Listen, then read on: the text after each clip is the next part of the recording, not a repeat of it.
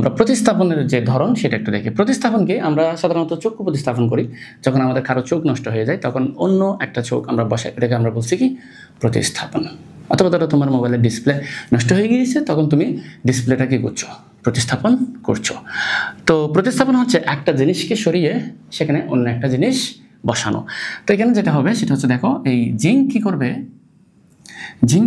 এই যে hydrogen sulphate বা সালফিউরিক অ্যাসিড যেটা আমরা জানি, সেখান থেকে হাইড্রোজেনকে কি করবে, সরাইয়ে দিবে, হাইড্রোজেনকে সরাই দিবে। আচ্ছা, এখানে একটা DIR লেখা আছে, এটা মানে হচ্ছে ডাইলিউট, মানে লঘু সালফিউরিক অ্যাসিডটা লঘু সালফিউরিক অ্যাসিড। তো এখন যখন সরাবে তখন সেটি কি তৈরি করবে, দেখো সেটি তৈরি করবে জিঙ্ক সালফেট প্লাস, আর ওদিকে কে থাকবে, ওদিকে থাকবে হচ্ছে হাইড্রোজেন। কেমন? তাহলে দেখো এখানে জিঙ্ক কি করেছে, হাইড্রোজেনকে সরিয়ে তার জায়গাটা দখল করে নিয়েছে। এই জন্য এই ধরনের বিক্রিয়াকে আমরা বলবো প্রতিস্থাপন বিক্রিয়া। এরপর আমরা দেখতেছি সোডিয়াম প্লাস সালফিউরিক অ্যাসিড। তো এখানে কি করবে, সোডিয়াম সালফিউরিক অ্যাসিডকে, যে হাইড্রোজেন আছে সেখানে হাইড্রোজেনকে সরিয়ে দিয়ে সে নিজে বসে যাবে সালফেটের পাশে, হাইড্রোজেনকে নির্বাসনে পাঠিয়ে দিবে, মানে একা করে দিবে।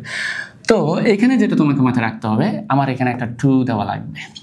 কার পাশে, সোডিয়ামের পাশে। সেটি কেন, কারণ আমরা জানি যে সালফেটের যে যৌগমূলকটা সালফেট তার যোজনী হচ্ছে 2।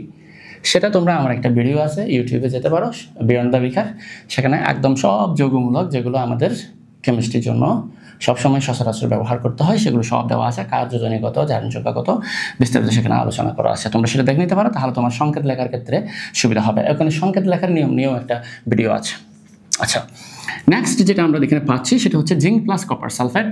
তো এখানে যেটা হবে সেটা হচ্ছে জিঙ্ক কি করবে, জিঙ্ক হচ্ছে কপারকে সরাইয়ে দিয়ে সে কি করে ফেলবে, সে করে ফেলবে জিঙ্ক সালফেট প্লাস কপার। জিঙ্কের যোজনীয় 2, সালফেটের যোজনীয় 2, কিছু দিতে হবে না। তাহলে এই যে বিক্রিয়াটা হলো এটাকে আমি বলবো প্রতিস্থাপন। কারণ জিঙ্ক হচ্ছে কপারকে সরাইয়ে দিছে। যদি জিঙ্ক কপারকে সরাইয়ে দেয় তার মানে প্রতিস্থাপিত করেছে, সেজন্য এই সকল বিক্রিয়াকে আমরা বলবো কি প্রতিস্থাপন বিক্রিয়া। আশা করছি বুঝতে পারছো। আচ্ছা, এখানে একটা মজার কথা বলি, সেটি হচ্ছে যে জিঙ্ক কপারকে সরাইতে পারে, কিন্তু কপার জিঙ্ককে সরাতে পারবে না। বিপরীত যে বিক্রিয়া এটা হয় না, কারণ হচ্ছে সক্রিয়তা সিরিজ। ওদের একটা সিরিজ আছে যে কে বেশি শক্তিশালী, তো সেখানে দেখা গেছে জিঙ্ক বেশি শক্তিশালী, সেজন্য জিঙ্ক কপারকে সরাইতে পারে, দুর্বল কপার জিঙ্ককে সরাইতে পারে না।